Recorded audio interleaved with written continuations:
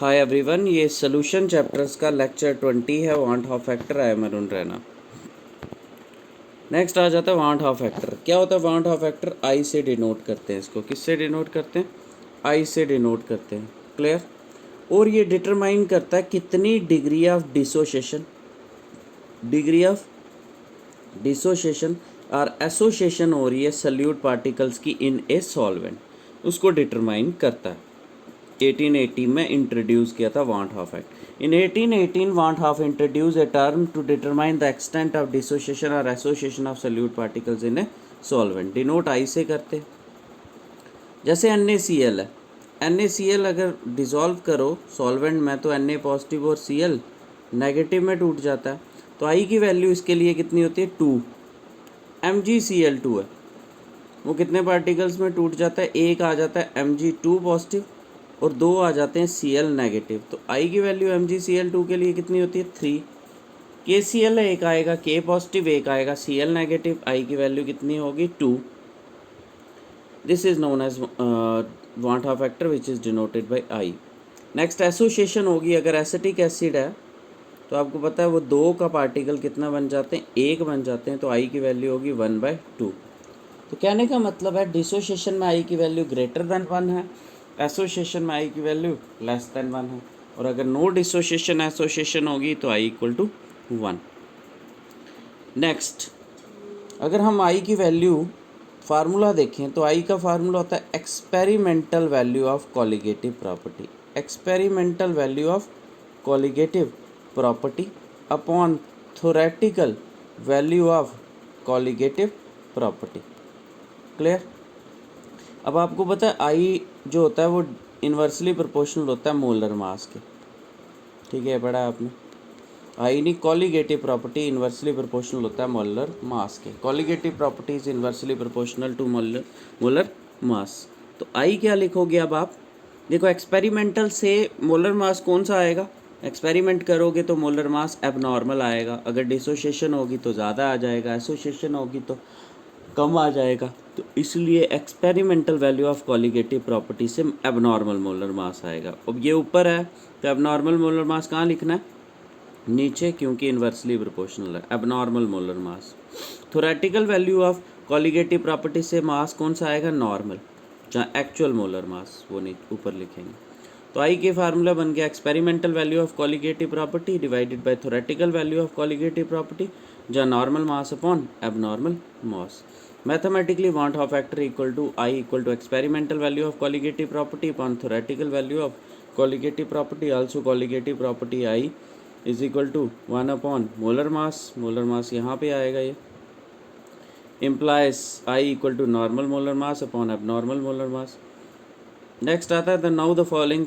अब नेक्स्ट आ जाता है इन केस ऑफ डिसोसिएशन।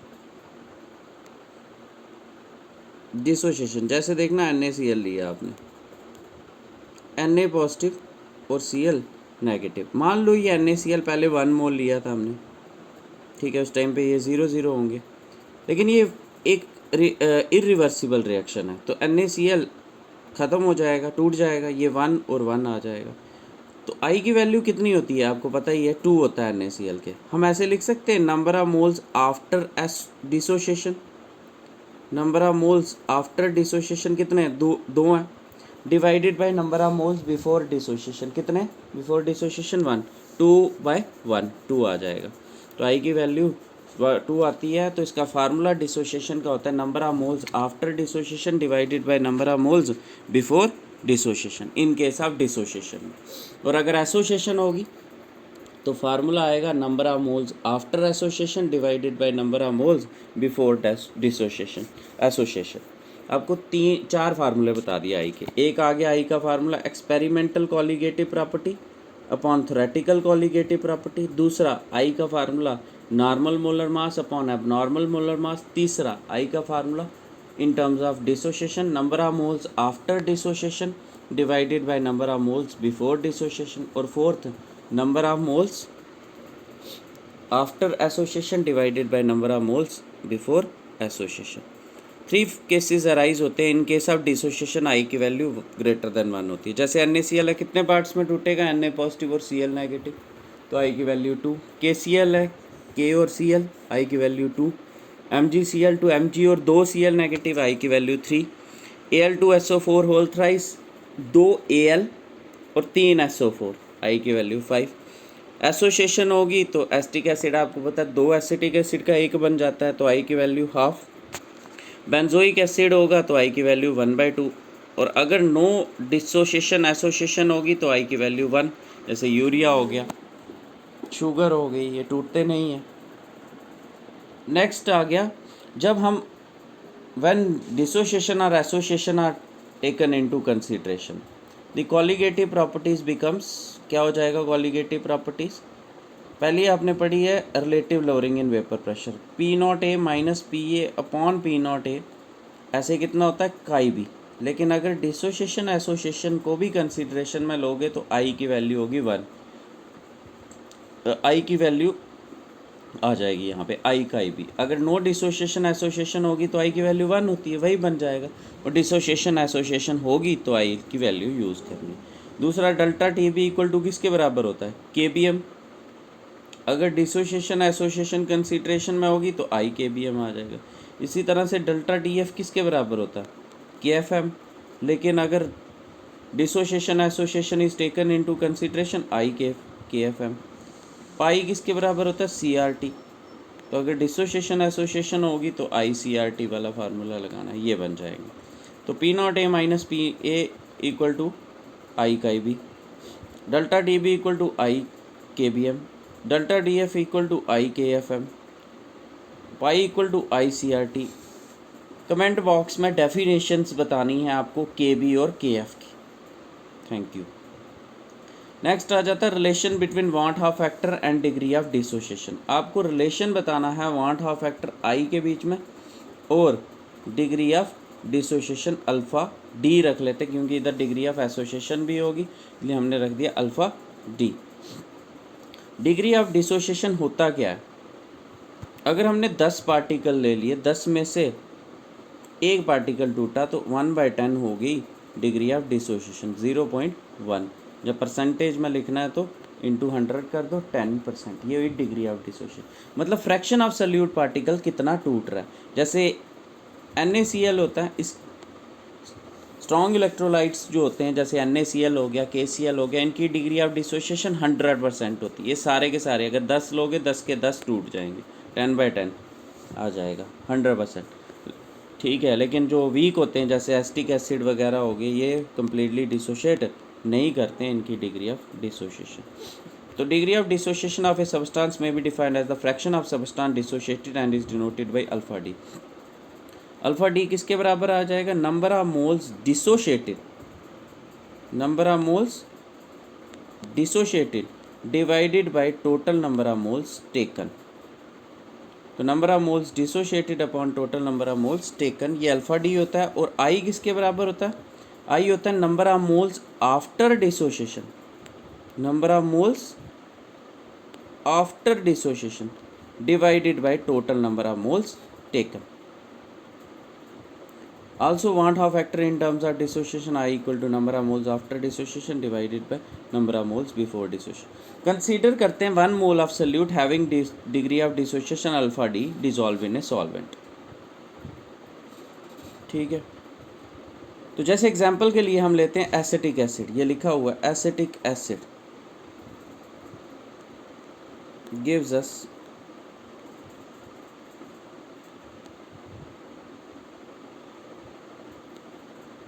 ये ले रहे हैं हम acetic acid gives us CH3COO negative plus H positive. Starting में इनिशियली एसिटिक एसिड हमारे पास कंप्लीट होगा और ये 0 होंगे, ठीक है। लेकिन अब ये कम्प्लीटली डिसोशिएट नहीं करता कि हम यहाँ पे एट इक्विलिब्रियम, अब हम लिखेंगे एट इक्विलिब्रियम, इनिशियली ये होगा इनिशियल, ठीक है। एट इक्विलिब्रियम कितना एसीटेट बन जाएगा, आपको पता है अल्फा डी किसके बराबर होता है, अभी पढ़ा हमने, number of moles dissociated upon total number of moles taken. तो बताओ नंबर ऑफ मोल्स डिसोशिएटेड कितने आ जाएंगे, वो आएंगे alpha D into total number of moles taken. Total number of moles taken हमने कितने लिए थे 1। तो नंबर ऑफ मोल डिसोशिएटेड किसके बराबर आ जाएगी, ये टर्म 1 आ गई। नंबर ऑफ मोल्स डिसोशिएटेड आ गए अल्फ़ा डी टूट गए तो पीछे कितने रह जाएंगे 1 माइनस अल्फ़ा डी, पीछे रह जाएंगे 1 minus alpha D. Acetate ion कितने मिलेंगे अल्फ़ा डी, और H पॉजिटिव कितने मिलेंगे अल्फ़ा डी। ठीक है, क्योंकि डिसोशिएट करके कितने अल्फ़ा डी और अल्फ़ा डी, पीछे कितने एक, अगर एक एसिटिक एसिड टूटता तो कितने एसीटेट मिलते, एक एसीटेट मिलता और एक H पॉजिटिव मिलता। अगर अल्फ़ा डी एसीटेट टूटे हैं, एसिटिक एसिड टूटे हैं, तो एक अल्फ़ा डी एसीटेट मिलेंगे और अल्फ़ा डी H पॉजिटिव मिलेंगे। तो यही है यहाँ पे कि एसिटिक एसिड टूट गया एसीटेट, और इसमें इनिशियल मोल्स थे 1, ये 0 एट इक्विलिब्रियम, ये अल्फ़ा है। आपको पता है अल्फ़ा डी किसके बराबर होता है, नंबर ऑफ मोल्स डिसोशिएटेड, कितने मोल्स टूट गए, divided by total number of moles taken. Number of moles dissociated कितने आएंगे, alpha D into total number of moles taken. हमने टोटल नंबर ऑफ मोल्स कितने लिए हैं 1, तो नंबर ऑफ मोल डिसोशिएटेड कितने आ गए अल्फ़ा डी, तो पीछे कितने रह जाएंगे एट इक्विलिब्रियम एसिटिक एसिड कितना रह जाएगा 1 minus alpha D, 1 minus alpha D. अगर 5 एसिटिक एसिड टूटते हैं तो एसीटेट कितने मिलेंगे 5 CH3COO नेगेटिव और 5 H पॉजिटिव। तो इसी तरह अगर अल्फ़ा डी एसिटिक एसिड टूटते हैं तो कितने एसीटेट मिलेंगे अल्फ़ा डी, और H पॉजिटिव कितने मिलेंगे वो भी अल्फ़ा डी। तो अब total number of moles after dissociation कितने हो गए, total number of moles after dissociation कितने हो गए, ये हैं 1 minus alpha D plus alpha D और प्लस अल्फ़ा डी, इसके बराबर ये सारे आ गए ना एट इक्विलिब्रियम। तो कितने हो गए 1 माइनस अल्फ़ा डी, हमने इसको ऐसे ही रखा, और ये आ गया 2 अल्फ़ा डी। क्यों 2 अल्फ़ा डी, क्योंकि एसिटिक एसिड 2 पार्ट्स में टूटता है। अगर कोई ऐसा हो जो 5 पार्ट में टूटेगा तो इधर कितना आ जाएगा 5 अल्फ़ा डी। तो हम जनरल में लिखे 1 minus alpha D plus N alpha D. तो ये लिखा है टोटल मोल्स आफ्टर डिसोशिएशन किसके बराबर 1 minus alpha D plus 2 alpha D. 1 minus alpha D ये आ गया और 2 अल्फ़ा डी ये आ गया। इन जनरल टोटल मोल्स ये तो हो गया अगर ये एसिटिक एसिड लिया, ये 2 पार्ट्स में टूटा, एसीटेट आयन और H पॉजिटिव। इसी तरह से कोई ऐसा लो जो 3 पार्ट्स में टूटे तो 1 minus alpha D plus 3 alpha D आएगा। तो जनरल में हमने लिख दिया टोटल मोल्स आफ्टर डिसोशिएशन कितने हैं जी 1 minus alpha D plus N alpha D, और मोल्स बिफोर डिसोशिएशन कितने लिए थे, बिफोर डिसोशिएशन कितने लिए थे हमने 1 लिया था। तो पाई की वैल्यू क्या होती है, टोटल मोल्स आफ्टर डिसोशिएशन कितने, total moles after dissociation 1 minus alpha D plus N alpha D divided by total moles before dissociation 1 आ जाएगा। अब इसको सॉल्व करेंगे, i equal to 1 minus alpha D plus N alpha D.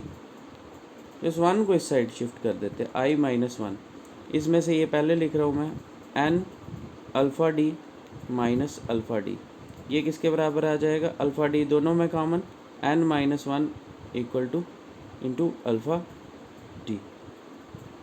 ठीक है, तो alpha D आ जाएगा I minus 1 upon N minus 1, ये है रिलेशन।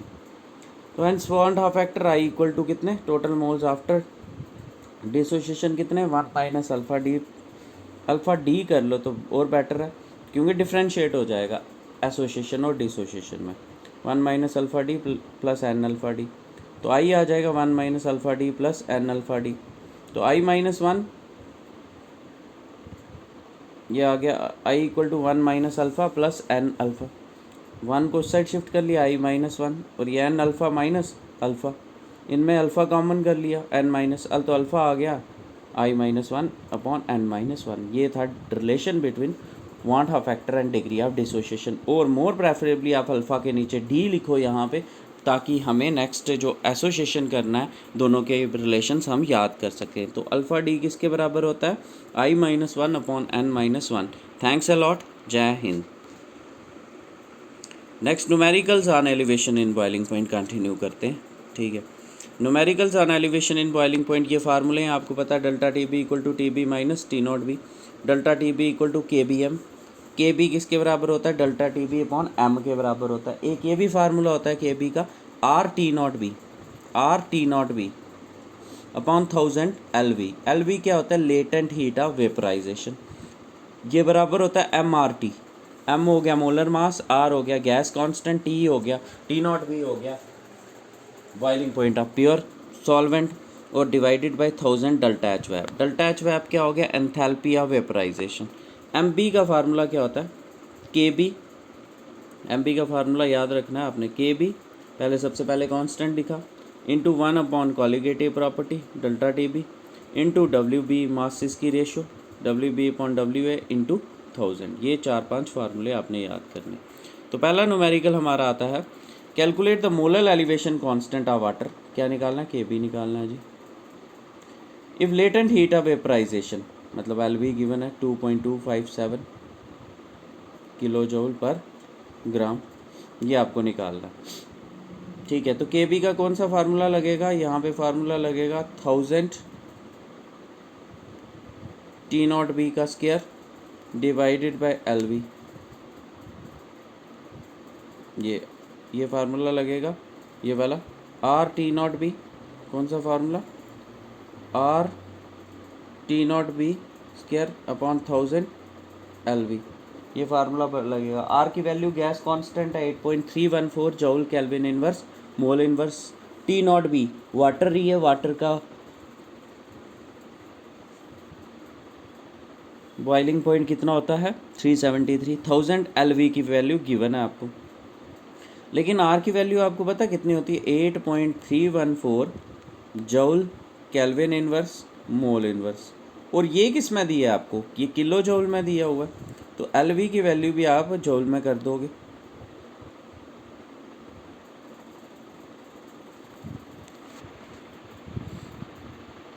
एल वी की वैल्यू आप किस में कर दोगे? किलो जूल में कर दोगे। लेटेंट वेपराइजेशन 2.257 किलो जूल पर ग्राम, किलो जूल को जूल में करना हो तो इंटू 10⁻³ आ जाता है, ये मिल गया। आर की value, boiling point of water, तीनों वैल्यूज़ भरोगे, R T not B 1000 L V, इसको सॉल्व करोगे तो ये वैल्यू आ जाती है। नेक्स्ट क्वेश्चन है, calculate the molar elevation constant of water, K B निकालना है। और याद भी हो जाना चाहिए आपको, 0.52 के बराबर आता है ये।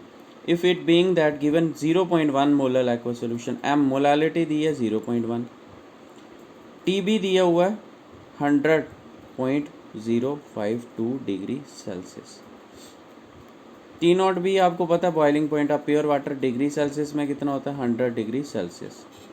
तो फार्मूला लगाना है delta T B equal to K B M, K B निकालना है। डेल्टा टी बी की जगह पे आ जाएगा T B minus T not B. ठीक है, टी बी भी पता है, टी नॉट बी भी पता है। तो molality of a solution M equal to 0, boiling point of solution T B, boiling point of pure liquid दिए पता है आपको, और आपको निकालना है delta T B equal to K B M.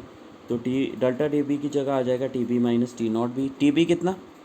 100.052, T not B कितना? 100। के बी आपको निकालना है, एम की वैल्यू सारी गिवन है, के बी निकालना। नेक्स्ट क्वेश्चन है, calculate the molar, next question है बॉइलिंग पॉइंट ऑफ बेंजीन। यहाँ पे बॉइलिंग पॉइंट ऑफ बेंजीन दिया है, ये बेंजीन का बॉइलिंग पॉइंट है, टी नॉट बी हुआ, प्योर लिक्विड बेंजीन है यहाँ पे 353.23 केल्विन। ये है 1.80 gram of non volatile solute was dissolve in 90 gram of benzene, the boiling point is raise to 354.11। तो मतलब यहाँ पे 1.80 ग्राम क्या है? मास ऑफ सोल्यूट है डब्ल्यू बी, 90 ग्राम क्या है? मास ऑफ सॉल्वेंट है W A. Boiling point is raise to, T B है 354.11, और आपको बोला मोलर मास ऑफ सोल्यूट निकालो, के बी भी गिवन है। तो मोलर मास ऑफ सोल्यूट का फार्मूला क्या होता है जी? M B equal to K B into 1 upon delta T B, delta T B की जगह आप लिख सकते हो T B minus T not B, into W B upon W A into 1000। K B आ जाएगा, ये वैल्यू गिवन है 2.53, 1 upon T B कितना? 354.11, टी नॉट बी कितना 353.23, W B west mass of solvent solute कितना 1.80, W A mass of solvent कितना 90 gram into 1000, ये यहाँ से करके आपको मोलर मास मिल जाएगा।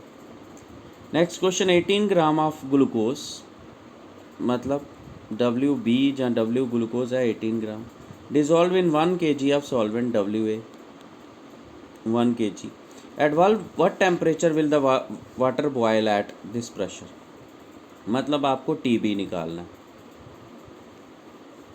तो टी बी निकालना है तो T B minus T not B equal to K B M होता है।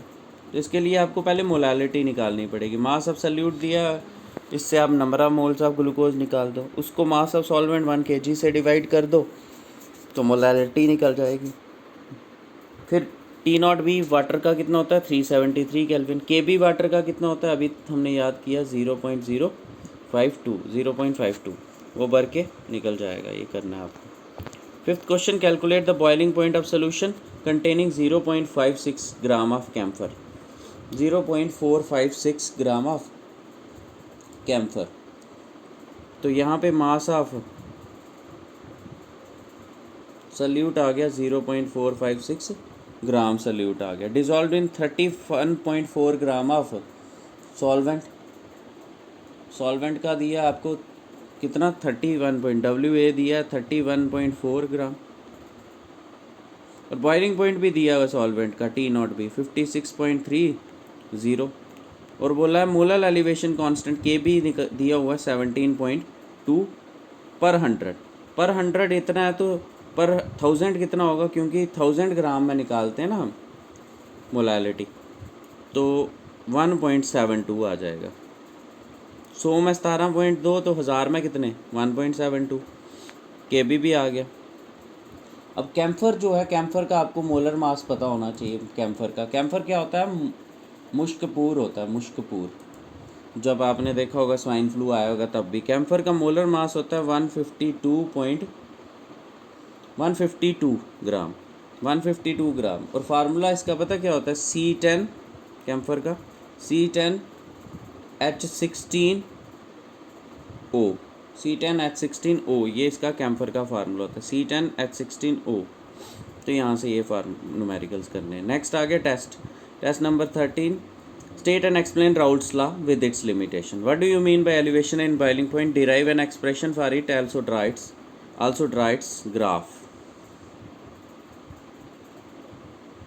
Next, which of the following will have highest boiling point at 1 atm pressure? 0.1 molar NaCl, 0.1 molar sucrose, 0.1 molar BaCl2, 0.1 molar glucose. इधर देखो delta T B equal to किसके बराबर होता है, dissociation association है यहाँ पे आई के बी एम।